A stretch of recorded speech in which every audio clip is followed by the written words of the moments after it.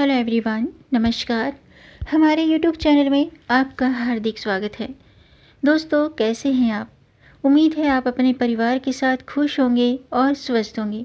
आज की वीडियो में हम जानेंगे चैत्र शुक्ल पक्ष में आने वाली कामदा एकादशी व्रत कब है, पूजा और पारण का शुभ मुहूर्त, पूजा विधि और कामदा एकादशी व्रत की कथा, पारण कब और कैसे करना चाहिए।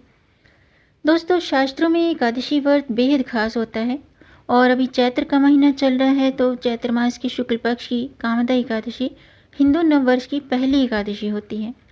इस दिन एकादशी व्रत रखकर भगवान विष्णु और माँ लक्ष्मी की आराधना करने से, व्रत रखने से मनोकामना पूरी होती है। तो आज की वीडियो में हम जानेंगे साल 2026 में कामदा एकादशी व्रत की सही तिथि, शुभ मुहूर्त, पूजा विधि, पारण समय और एकादशी व्रत का पारण कब और कैसे करना चाहिए। तो दोस्तों, वीडियो शुरू करने से पहले आपसे एक खास बात, अगर आप इस चैनल पर नए आए हैं और पहली बार आए हैं तो इस चैनल को सब्सक्राइब कर दीजिए और बेल आइकन बटन प्रेस कर दीजिए ताकि आने वाली वीडियो देख सकेंगे आप सबसे पहले। और जिन्होंने मेरा चैनल सब्सक्राइब कर दिया है, यानी कि अपना प्यार इस चैनल को दिया है, उनका दिल से आभार, बहुत बहुत धन्यवाद।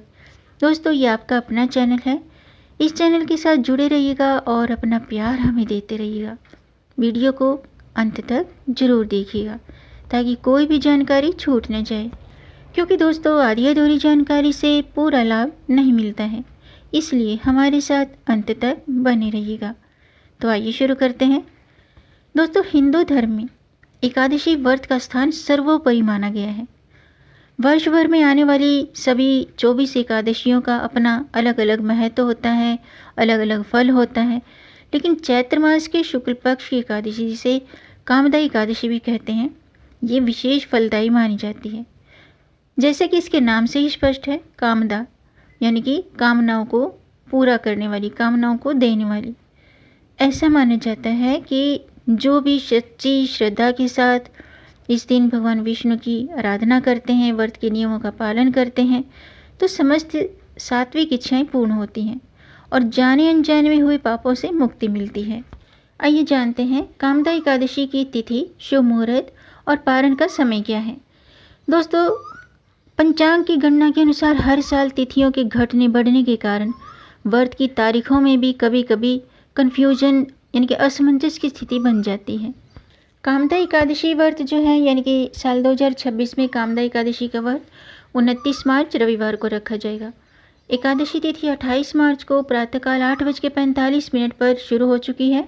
29 मार्च को प्रातःकाल 7:46 पर एकादशी तिथि समाप्त होगी।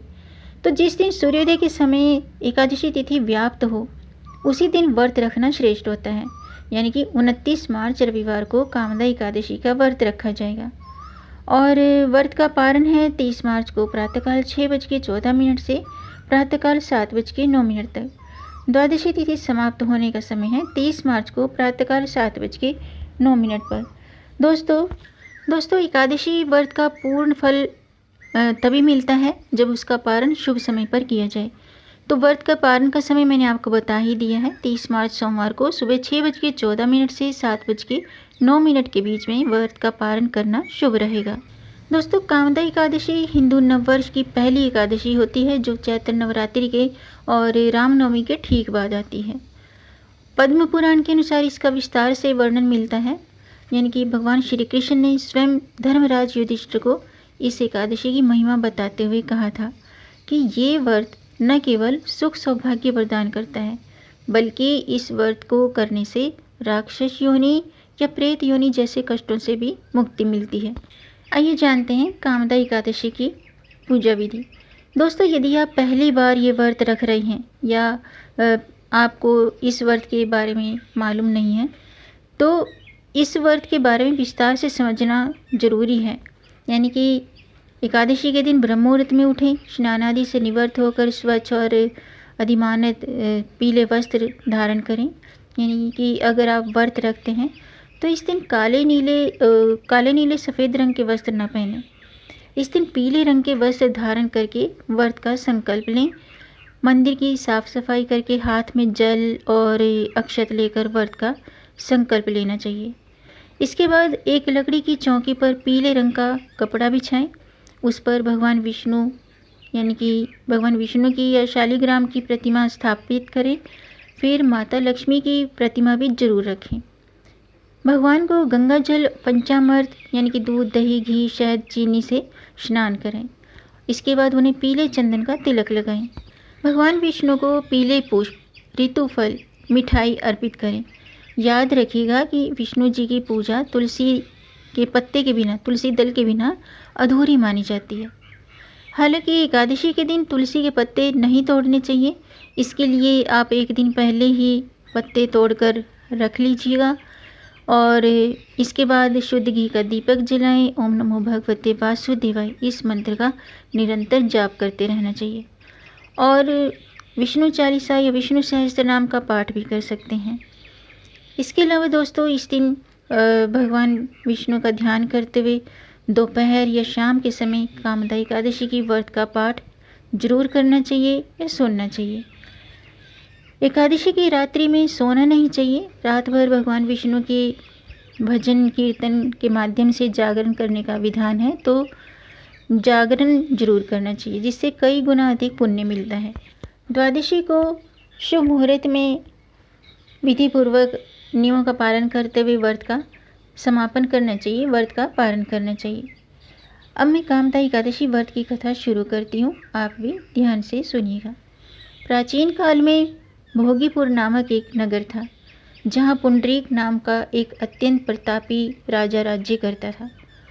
उस नगर में अनेक गंधर्व, किन्नर, अप्सराएं निवास करती थी।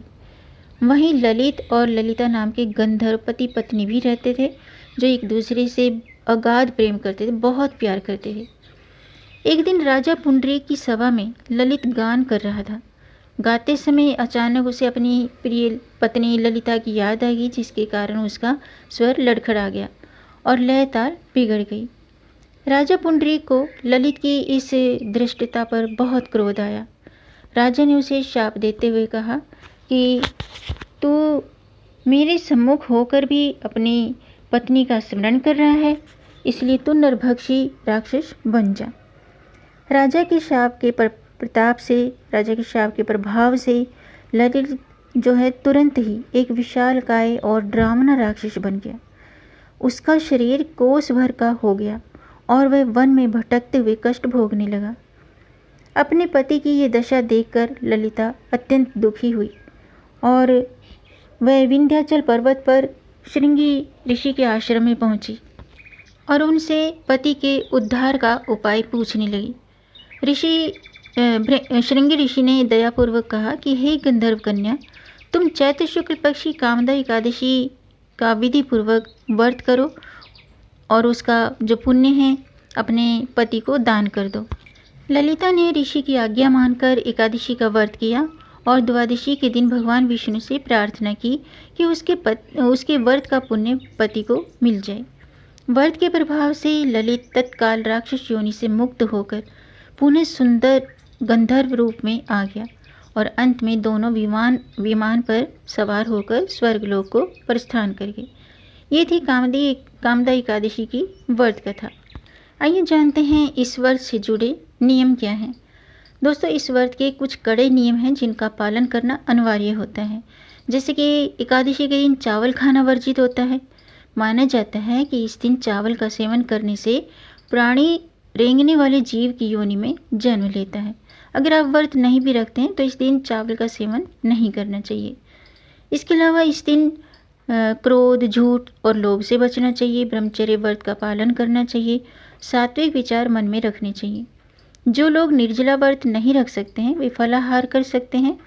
नमक के स्थान पर सेंधा नमक का प्रयोग करें। इसके अलावा एकादशी के दिन सामर्थ्य के अनुसार अनाज, फल, वस्त्र और जल का दान करना अत्यंत शुभ होता है। किसी भी ज़रूरतमंद व्यक्ति को या मंदिर में ब्राह्मण को अपने सामर्थ्य के मुताबिक अनाज, फल, वस्त्र और जल का दान जरूर करना चाहिए। ये जो व्रत है 3 प्रकार से किया जाता है, यानी कि कोई भी एकादशी है, एकादशी का जो व्रत है वो 3 प्रकार से किया जाता है।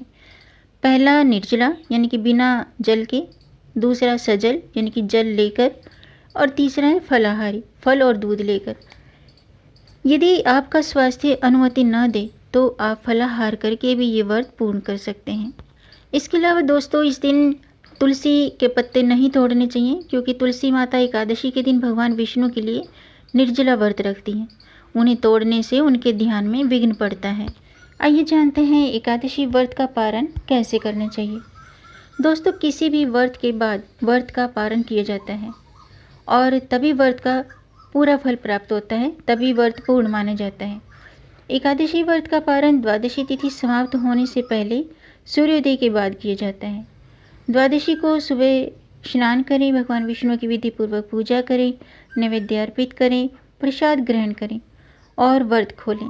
ध्यान रखिएगा कि द्वादशी के पहले चरण यानी कि हरिवासर में पारण नहीं करना चाहिए। इसे समाप्त होने के बाद ही व्रत खोलना चाहिए, तभी उत्तम होता है, तभी व्रत का पूरा फल प्राप्त होता है। यदि द्वादशी सूर्योदय से पहले ही समाप्त हो जाए तो पारण अगले दिन सूर्योदय के बाद किया जाता है। तो दोस्तों, आज का वीडियो मैं समाप्त करती हूँ। उम्मीद है आपको ये जानकारी, ये वीडियो अच्छा लगा होगा। अगर आपको ये वीडियो अच्छा लगा हो तो वीडियो को लाइक ज़रूर कीजिएगा और इस जानकारी को आगे बढ़ाकर अपनी फैमिली में, अपने फ्रेंड्स में ज़्यादा से ज़्यादा शेयर भी कर दीजिए, ताकि औरों को भी इससे लाभ प्राप्त हो। और अगर आपका कोई प्रश्न है या कोई सुझाव है तो कमेंट बॉक्स में ज़रूर लिखिएगा और मेरे चैनल को सब्सक्राइब ज़रूर कीजिएगा, ताकि आने वाली वीडियो देख सकेंगे आप सबसे पहले। वीडियो को अंत तक देखने के लिए आपका बहुत बहुत धन्यवाद। मिलेंगे नई जानकारी के साथ, तब तक आप खुश रहें, स्वस्थ रहें, अपना ख्याल रखें और अपनों का भी ख्याल रखिएगा। जय श्री हरि, हर हर महादेव।